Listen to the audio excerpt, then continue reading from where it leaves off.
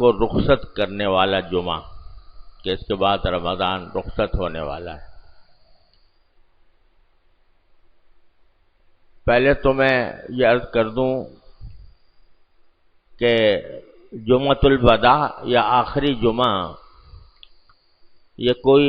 شرعی اعتبار سے کوئی تہوار نہیں ہے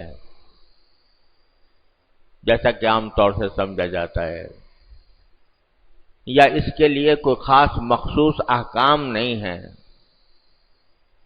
جیسے کہ بعض حضرات کہتے ہیں یا بات پھیلاتے ہیں۔ لوگوں میں یہ مشہور ہے کہ اس آخری جمعہ کے اندر یہ کوئی خاص ایسا دن ہے جو رمضان کے اور دنوں سے زیادہ برکت والا، زیادہ مقدس اور زیادہ حرمت والا ہے، اور پھر لوگوں نے خاص کچھ عبادتیں مقرر کر رکھی ہیں جو جمعۃ الوداع کے اندر انجام دی جائیں۔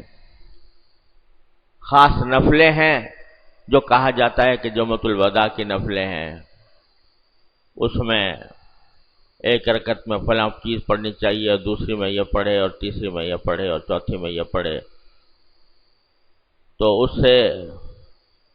ساری زندگی کے روزے بھی اگر پیچھے چھوڑ گئے ہوں، چھوٹے ہوئے ہوں، تو وہ سب معاف ہو جائیں گے۔ اس قسم کی باتیں لوگوں میں مشہور ہیں، اور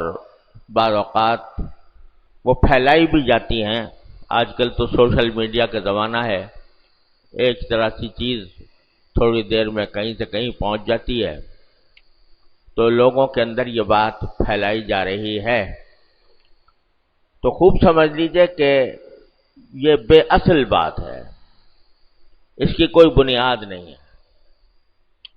اور نہ تو جمعۃ الوداع کوئی تہوار ہے، نہ اس کی دوسرے دنوں کے مقابلے میں، رمضان کے دوسرے جمعوں کے مقابلے میں یا دوسرے دنوں کے مقابلے میں کوئی اس کا خصوصی تقدس ہے، یا خصوصی حرمت ہے، یا خصوصی احکام ہے۔ البتہ یہ بات ظاہر ہے کہ رمضان کے مہینے میں، رمضان کے زمانے میں جو جمعہ آتا ہے تو اس میں دو برکتیں جمع ہو جاتی ہیں،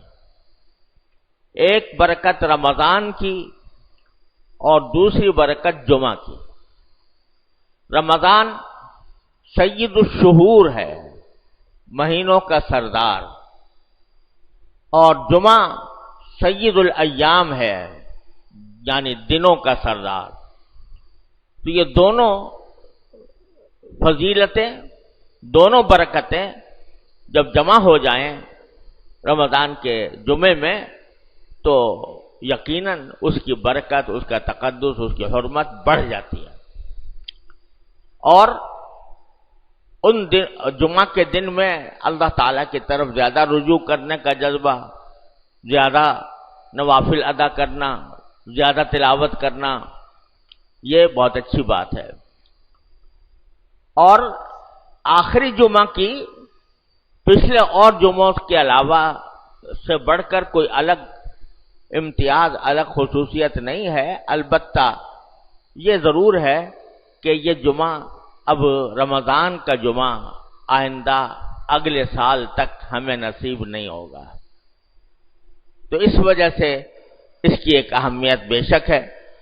کہ بھئی پتہ نہیں ہم نے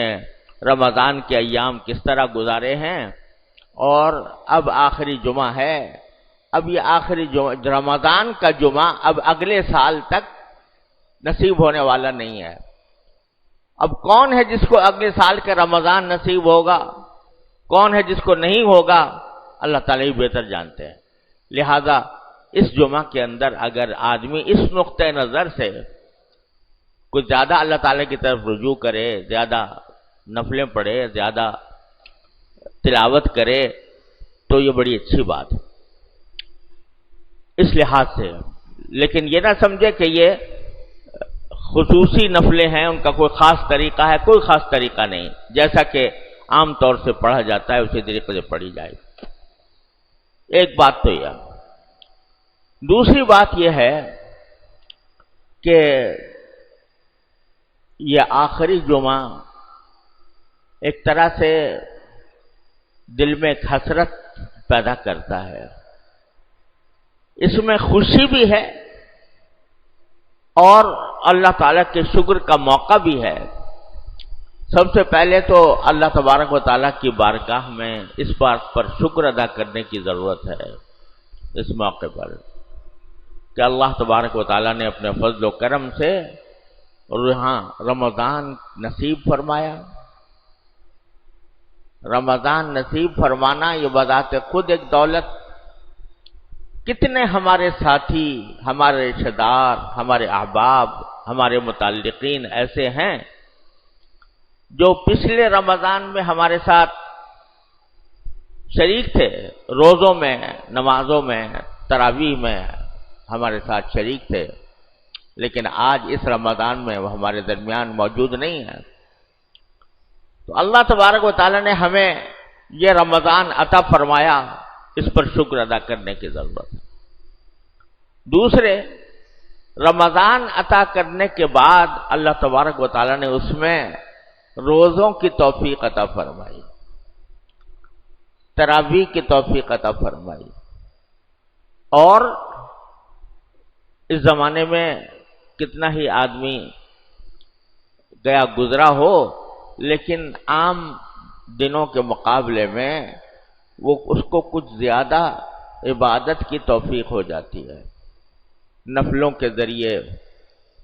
تلاوت کے ذریعے، ذکر کے ذریعے کچھ زیادہ توفیق ہو جاتی ہے عام دنوں کے مقابلے میں۔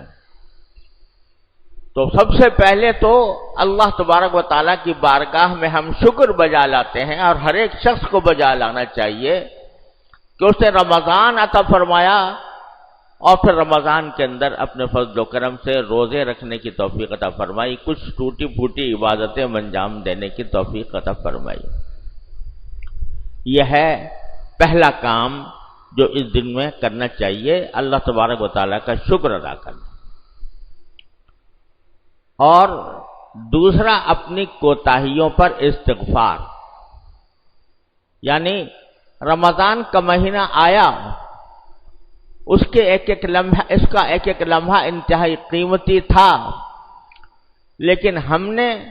اس سے جیسا فائدہ اٹھانا چاہیے تھا ویسا فائدہ نہیں اٹھایا،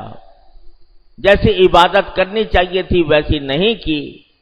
تو اس پر اللہ تبارک و تعالیٰ کے بارگاہ میں استغفار کرنے کی ضرورت، ایک شکر اور ایک استغفار۔ ان باقی لمحات کے اندر اللہ تعالیٰ سے دعا مانگنے کا دن ہے کہ جو باقی ایام ہیں ان کو اللہ تبارک و تعالیٰ ہمیں ان کی قدر پہچاننے کی توفیق عطا فرمائے اور ان کو صحیح طریقے سے بجا لانے کی توفیق عطا فرمائے۔